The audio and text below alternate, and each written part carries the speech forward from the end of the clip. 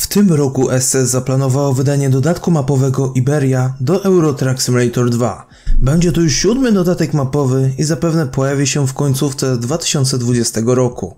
Jednak co będzie dalej, jakie tereny pojawią się w kolejnych latach, o tym powiem w tym filmie. Zapraszam. A więc siema, z tej strony Seba, witam wszystkich bardzo serdecznie w kolejnym odcinku na kanale, a w dzisiejszym odcinku poruszę temat kolejnych terenów, które pojawią się w następnych latach do Euro Truck Simulator 2. Na początku zacznę od planów kolejnych DLC mapowych, a później coś o rozbudowie obecnych państw.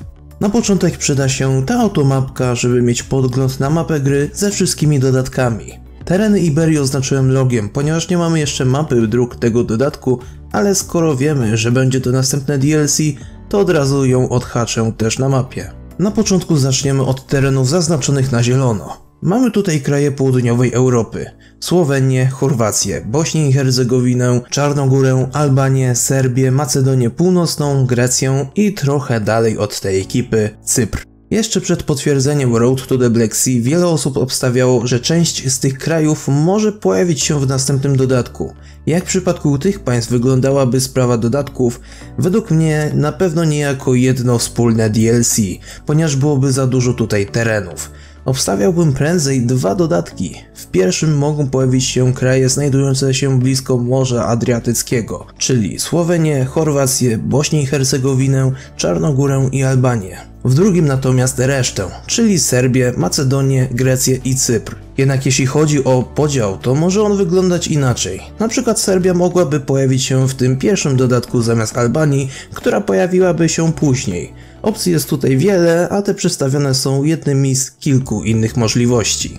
Teraz czas na tereny zaznaczone na czerwono. Mamy tutaj kraje Europy Wschodniej, Białoruś, Ukrainę i Mołdawię. W tym przypadku też może występować podział. Ukraina jest dużym krajem i pod względem terenów może być jako osobny dodatek.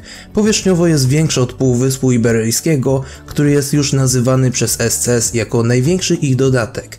Jednak zagęszczenie dróg jest mniejsze, co może się jakoś wyrównać. W takim wypadku Białoruś też raczej pojawi się jako osobny DLC, choć może być to zbyt nie fair w porównaniu do innych dodatków, ponieważ w takiej sytuacji będzie to najmniejszy dodatek mapowy. Jednak co z Mołdawią? Mamy dwie główne opcje. Albo podepnie się ją do Ukrainy, albo do Białorusi. Można też wymyślić coś innego, ale te opcje są bardziej pewne. W tym przypadku podział też może być inny. Jednak od razu wykluczam dzielenie np. Ukrainy na pół, czy też dołączanie nowych terenów Rosji do którychś z tych podziałów. O Rosji będzie trochę później. Ostatni kolorowy obszar na tej mapie jest na niebiesko. Tutaj mamy tylko Irlandię i Islandię, która jest trochę wyżej nad tą mapą. Tu raczej jesteśmy pewni, że mogą pojawić się w jednym wspólnym dodatku mapowym. Dodatkowo trzeba też coś powiedzieć o Kazachstanie, który owszem jest azjatycki, jednak część jego terenów leży na terenach Europy, a skoro tak, to zapewne jakaś tam szansa na dodatek z kawałkiem tego kraju może się kiedyś pojawi. I z tych możliwości do następnych dodatków to tyle, o ile trzymamy się tego, że chodzi tylko o kraje, które przynajmniej część swoich terenów ma w Europie. Daruję sobie obstawianie tutaj kiedy i jakie tereny pojawią się w grze, ale wam tego nie zabronię. Sekcja komentarzy jest dla was. A teraz pora na resztę terenów. SCS zapewniło, że tereny z Szwecji, Norwegii, Finlandii i Rosji zostaną rozbudowane w przyszłości w darmowych aktualizacjach. Oczywiście należy posiadać odpowiednie DLC mapowe do tych krajów. Więc jeśli ktoś myślał, że północna Skandynawia czy też dalsza część terenów rosyjskich będą występować jako kolejne dodatki mapowe, to akurat tak nie będzie. W kwestii przebudowanych starych terenów podstawki, to wiemy, że jeszcze zostały Niemcy do dokończenia, a potem prawdopodobnie pora na Wielką Brytanię. A wraz z przebudową SCS będzie zajmować się też rozbudową innych terenów, nowszych dodatków mapowych. Plus do tego można dołączyć wcześniejszą omawianą sprawę Skandynawii i Rosji.